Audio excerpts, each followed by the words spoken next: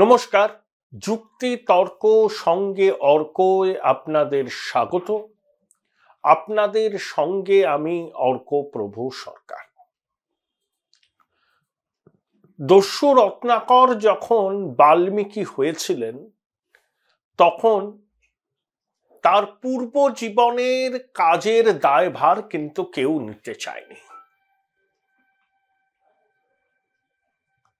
রাজ্য পুলিশের মহানির্দেশক যখন সন্দেশখালীর পবিত্র মাটিতে দাঁড়িয়ে, পবিত্র মাটি বললাম কেন, ওই বেরা মজুর বলে যেখানে, সেখানে তেভাগা আন্দোলনের সূত্রপাত হয়েছিল, যখন বলেন যে আইনের শাসন এস্টাবলিশ করাই লক্ষ্য,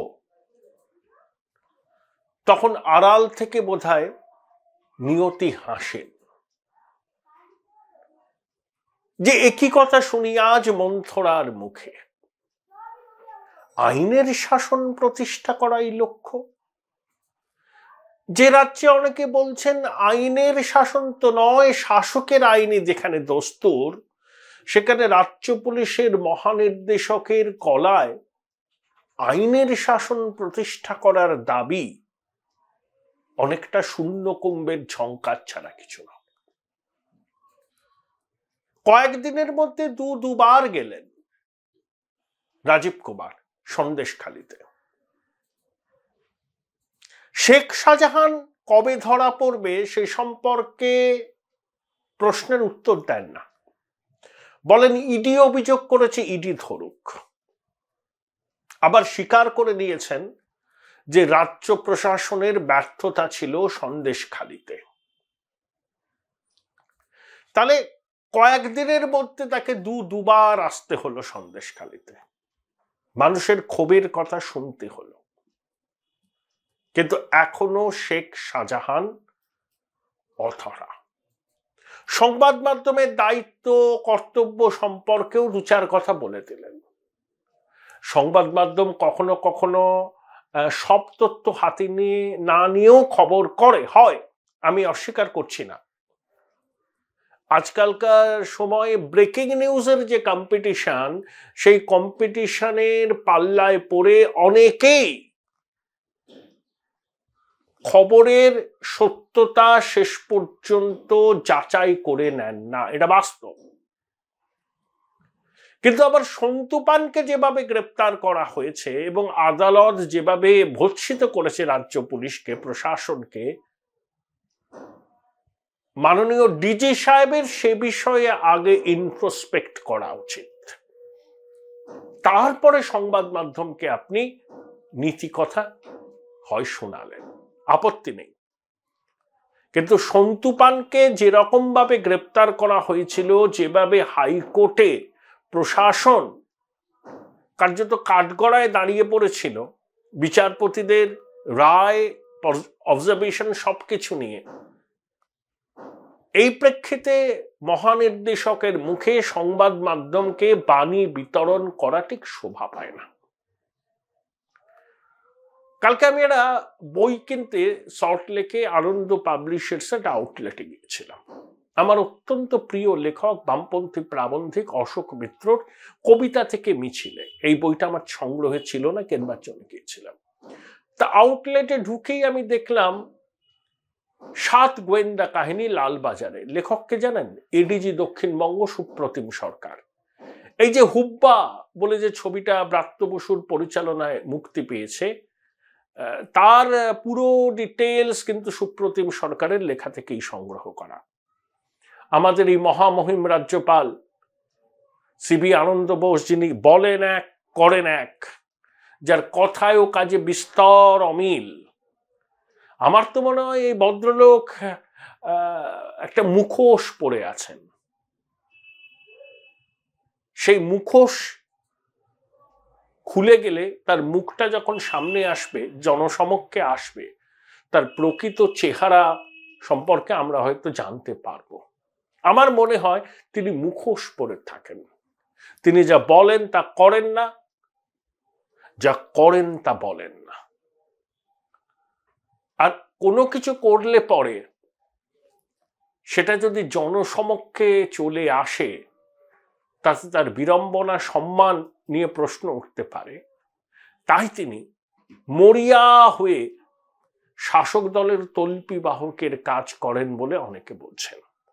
সত্য মিথ্যা জানি না, কিন্তু মাঝে মধ্যে মনে হয় যে ভদ্রলোক কথা বলা আর কাজ করার মধ্যে বিস্তর ফারাক। তিনি হুব্বা দেখতে চেয়েছেন, ব্রাত্যবাবু নিশ্চয়ই দেখাবেন ওকে হুব্বা, হলটল বুক করে দেখাবেন, খুব ভালো দেখান। তবে হুব্বার চিত্রনাট্য লেখার পিছনে সুপ্রতিম সরকারের লেখা কোনো বইয়ের অবদান ছিল। তাই আমি মনে মনে হাসলাম যে এখানেও সুপ্রতিম সরকারের বই, আর সেই সুপ্রতিম সরকার শুক্রবার দিন অজিত মাইতির বাড়ি গেলেন। সঙ্গে অন্যান্য অফিসাররাও ছিল, ওসি টসি ছিলেন। অজিত মাইতিকে জানতে করলেন যে কে কে আপনার হামলা চালিয়েছে, বাড়ি ভেঙে। চুনে একের পর এক নাম বললেন। ওসিকে বললেন লিখে নাও কমপ্লেন। তারপরে আবার বলতে হয় ব্যালেন্স করার জন্য যে আপনার বিরুদ্ধেও কিন্তু অনেক অভিযোগ আছে, যদি প্রমাণিত হয় আপনাকেও কিন্তু আমরা অ্যারেস্ট করবো। ব্যালেন্স করলেন। কিন্তু অজিত মাইতি যে নামগুলো বলেছেন সেই নামগুলো ধরে নিয়ে কি ব্যবস্থা নেওয়া হবে? অজিত মাইতি সত্যি কথা কি বলেছেন? তো তিনি তৃণমূলের নেতা, মাতব্বর, শাহজাহানের ঘনিষ্ঠ হতেও তো পারে তিনি তার রাজনৈতিক প্রতিপক্ষকে ফাঁসাতে চাইছেন। নিশ্চয়ই সুপ্রতিম বাবু অভিযোগ পেয়েছেন, অভিযোগের সত্যতা তো নিশ্চয়ই খতিয়ে দেখবেন, তারপরে যা হয় ব্যবস্থা নেবেন। সন্দেশখালীর ঘটনা আমাকে সেই নন্দীগ্রাম, কেশপুর, গড়বেতার কথা মনে পড়াচ্ছে। আজ থেকে 25-26 বছর আগের কথা। 1998 সাল পঞ্চায়েত নির্বাচন হয়েছে। তৃণমূল প্রতিষ্ঠা হওয়ার কয়েক মাস বাদে দক্ষিণবঙ্গের কয়েকটা জেলায় নিচের তলায় একদম গ্রাম পঞ্চায়েত স্তরে তৃণমূল ভালো ফল করেছে। সেই আবহে পাঁশকুড়া বাই ইলেকশন, গীতা মুখার্জির প্রয়াণের পর গুরুদাস দাশগুপ্ত বনাম বিক্রম সরকারের লড়াই আমি এলাকা চষে ফেলেছিলাম, কোথায় যায়নি। কেশপুরের গ্রামে গ্রামে, ওদিকে আপনার ধরুন গড়বেতা, ঘাটাল, ন্যাড়াদেউল, সব জায়গায়। এবং সারা মেদিনীপুরেই আমি তখন নানা কারণে ঘুরতাম। আমি সিপিএম এর সন্ত্রাস দেখেছি। সরুয়ের মাঠ বলে একটা মাঠ ছিল কেশপুরে, তার একদিকে হচ্ছে জামশেদ আলী ভবন, সিপিএম এর জোনাল অফিস, আর অন্য দিকটা হচ্ছে কেশপুর বাজার। তৃণমূলের লোকেরা সেই মাঠ ক্রস করে কেশপুর বাজারে যেত না, আর সিপিএম এর লোকেরা মাঠ ক্রস করে ওই পারে যেত না, গেলে আর ফিরে আসতো না অক্ষত শরীরে। সরুয়ের মাঠে দেশি বন্দুক পিস্তল নিয়ে লড়াই দেখেছি। গ্রামের মহিলারা দেশি অস্ত্র তুলে দিচ্ছেন গ্রামের পুরুষদের হাতে সিপিএম এর হারমাদের থেকে মুক্তি পাওয়ার জন্য।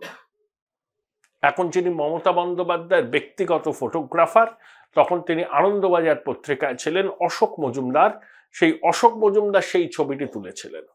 আনন্দবাজার পত্রিকায় প্রথম পাতায় ছাপা হয়েছিল। তারপর সিপিএম বলেছিল যে সাজানো ছবি, এটা নাকি গ্রামের মহিলাই নয়।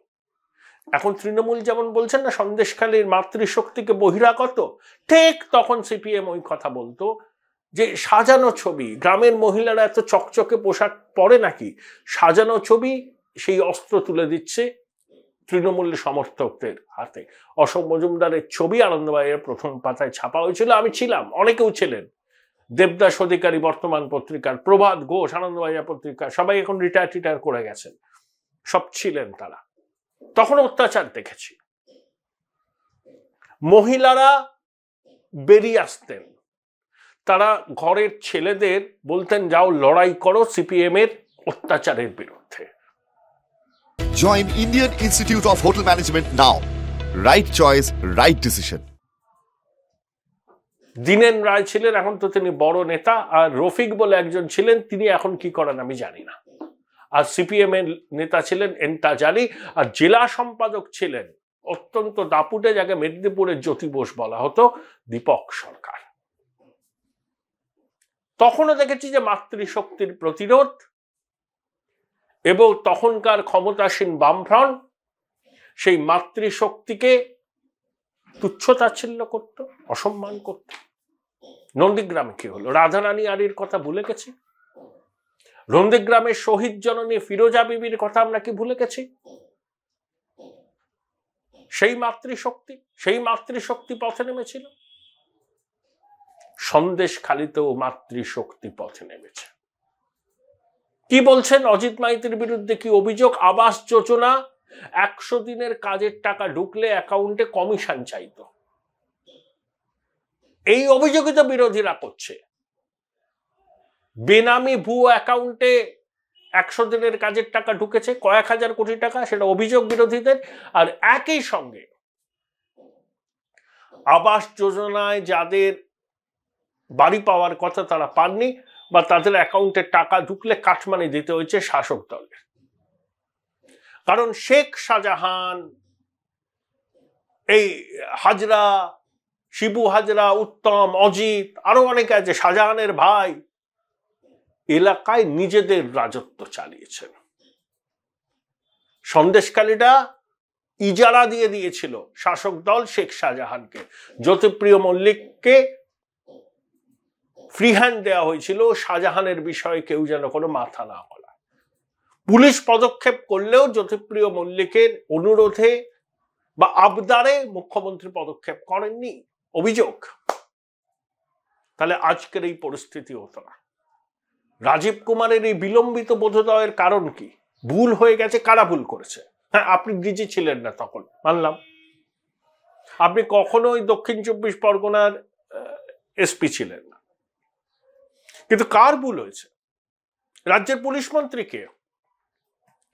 আপনি তো বকলমে মুখ্যমন্ত্রীর ঘাড়েই দায়ভার চাপিয়ে দিলেন। পুলিশ মন্ত্রী তো মুখ্যমন্ত্রী, স্বরাষ্ট্রমন্ত্রী তো মুখ্যমন্ত্রী। কিন্তু দোষ স্বীকার করলাম, ভুল স্বীকার করলাম, তাতেই হয়ে গেল? তাতেই আপনি ভাবলেন যে সন্দেশখালীর মানুষ তাদের ক্ষোভ নিরসন হবে? যতক্ষণ না পর্যন্ত শাহজাহানকে গ্রেপ্তার করা হবে, ততক্ষণ পর্যন্ত গ্রামের মানুষের ক্ষোভ কি প্রশমিত হবে? তারা তো এক কথা বারবার বলছে যে শাহজাহানকে গ্রেপ্তার করুন, শাহজাহানকে গ্রেপ্তার করুন। তাহলেই তো পরিস্থিতি নিয়ন্ত্রণে আনতে পারে। দেখুন, মাতৃশক্তি তো কত রকম সহায়তা পায় সরকারের কাছ থেকে। লক্ষ্মীর ভান্ডারে বরাদ্দ বাড়ছে, 500 থেকে 1000, জনজাতি মাতৃশক্তির জন্য 1200, কন্যাশ্রী, রূপশ্রী, কত রকমের প্রকল্প, সবুজ সাথী, ক্লাস 11 উঠলে ট্যাব, তাও মাতৃশক্তি পথে নামছে। তাহলে এই লক্ষ্মীর ভান্ডারের বরাদ্দ বাড়ানোর সুফল যেটা পাবেন বলে ভেবেছিলেন শাসক দল, সন্দেশখালীর ঘটনা তাদের মনে কিন্তু শঙ্কা জাগাচ্ছে যে কাঙ্ক্ষিত সুফল বোধহয় ভোটের বাক্সে পাবো না। মানুষের সম্মান, ইজ্জত, গরিব হতে পারি, ডাল ভাত খেয়ে মাথা উঁচু করে থাকবো, কিন্তু সেই ডাল ভাত খাওয়ার উপায়টাও যদি হারমাদরা বন্ধ করে দেয়, জমিতে নোনা জল ঢুকিয়ে প্রতিবাদ করা যায় না, কারণ শেখ শাহজাহানই সেখানে সর্বে সর্বা, তার কথাই সেখানে আইন। সেখানে মানুষকে লক্ষ্মীর ভান্ডারের 500 থেকে 1000 টাকা, 1000 থেকে 1200 টাকা দিলেই কি তাদের ক্ষোভের আগুনে জল ঢালা যাবে? এত সহজ? মানুষকে 500-1000 টাকা দিয়ে মানুষের বিবেককে কি কেনা যায়? মানুষ কি বিবেককে বন্ধক রাখেন? অনেক সহ্য করেছেন সন্দেশখালীর মায়েরা, বোনেরা, এবার তারা প্রতিবাদ করছেন। তাই রাজ্য পুলিশের মহানির্দেশককে দুবার যেতে হয়েছে। তিনি ল এস্টাবলিশ করার কথা বলেছেন, কিন্তু মেনেও নিয়েছেন ভুল হয়েছে। তাদের ভুলের খেসারত দিয়েছেন সন্দেশখালীর মানুষ এতদিন। এবার তারা বলছেন আর নয় অন্যায়। পুলিশ প্রশাসনের উপর আস্থা তাদের তলানিতে। তারা পুলিশের কথা বিশ্বাস করেন না, যতই ডিজি, এডিজি, এসপি বলুন না কেন। তারা নিজেদের অভিজ্ঞতা থেকে বুঝেছেন, হ্যাঁ, পুলিশের বড় কর্তারা হয়তো চান আইনের শাসন প্রতিষ্ঠাও, কিন্তু স্থানীয় থানার মাতব্বররা কে রাজনৈতিক প্রভুদের নির্দেশকে অস্বীকার করে আইনের শাসন প্রতিষ্ঠায় ব্রতী হতে পারবেন? সন্দেশখালীর মানুষের অভিজ্ঞতা এটাই বলে যে আইনের শাসন প্রতিষ্ঠা করার ক্ষেত্রে স্থানীয় প্রশাসনের সক্রিয় সহযোগিতা ছিল না। তারা শাসকের আইনে চেয়েছিলেন। কি বলেছেন শাহজাহান? তার নিজস্ব অননুকরণীয় ভঙ্গিতে ছোটবাবু বললেন না 3-4 সপ্তাহ আগে?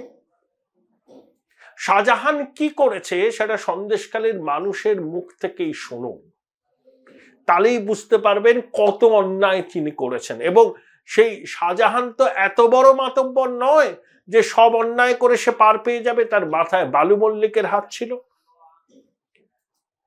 এবং ওই 13 তলা 14 তলা বালু মল্লিককে ফ্রি হ্যান্ড দিয়েছিলেন। বালু মল্লিক সেই ফ্রি হ্যান্ডের সুযোগ নিয়ে শাহজাহান, শিবু, উত্তম, অজিতদের যথেচ্ছাচার করার ছাড়পত্র দিয়েছিল। তাই সন্দেশখালী অনেকে বলছেন যে লেনিনগ্রাড হয়ে উঠেছে। হতেই পারে, লেনিনগ্রাড না স্টালিনগ্রাড জানি না, কিন্তু এই যে বিক্ষোভ, এই বিক্ষোভ কি শুধু সন্দেশখালীতেই থেমে থাকবে? শুধু 5 লাখ মাতৃশক্তি পথে নেমেছেন জোর করে জমি অধিগ্রহণের বিরুদ্ধে। কুচবিহারে প্রতিরোধ হচ্ছে। মাতৃশক্তির এভাবে বেরিয়ে আসা, তাদের তীব্র ক্ষোভ ঝরে পড়ছে তাদের গলায়, তাদের আকুতি, তাদের বাঁচার ইচ্ছা, তাদের মান সম্মান নিয়ে মাথা উঁচু করে একজন সহনাগরিকের মতো সংবিধান মেনে, আইন মেনে এই পশ্চিমবঙ্গে তারা থাকতে চান। তাদের অধিকারগুলো লঙ্ঘিত হচ্ছে, তাদের অধিকারগুলো কেড়ে নিয়েছিল এই হারমাদরা। তাই হারমাদদের বিরুদ্ধে তাদের এই প্রতিবাদ। এত দেরিতে রাজীব কুমারের আশা, তার প্রতিশ্রুতি, তাদেরকে চিড়ে ভেজে পুলিশকে তো অ্যাকশন নিতে হবে। It's time for an action. Rajiv Kumar মশাই, গ্রেপ্তার করুন শেখ শাহজাহানকে। তাহলেই তো মানুষ বুঝবে, যা ঠিক আছে, আগে শাসকের আইন ছিল, এখন আইনের শাসন হয়তো প্রতিষ্ঠিত হতে পারে। শেখ শাহজাহান আইনজীবীরা তার হলফনামায় সিগনেচার করছে, বিধায়ক বলছেন তো এই অঞ্চলেই আছে। তাকে সমাজসেবী বলা হয়েছিল। লক্ষণ সেটা শেখ শাহজাহানের মধ্যে পার্থক্য মুখ্যমন্ত্রী করে দিয়েছিলেন যে সবাই নাকি লক্ষণ সেট হয় না। লক্ষণ সেটকে পছন্দ করতে পারেন, না করতে পারেন। আজকের যে হলদিয়া, তার ভিত্তিপ্রস্তর এবং অনেকটা তিনি করেছিলেন। একটি মস্ত বড় প্রতিষ্ঠান চালান, সেখানে কর্মসংস্থান হয়। শাহজাহানরা কি করে? চাষের জমিতে নোনা জল ঢুকিয়ে ভেরি করে, লিজের টাকা দেয় না, নিজের নামে মার্কেট করে। 10-12 বছর আগে শাহজাহান কি করত? তার এই উল্কা সদৃশ উত্থানের পিছনের কারণ কি মানুষ প্রশ্ন করবে না? সেই প্রশ্নটাই করছে সেই শাসকের ঘুম উড়েছে।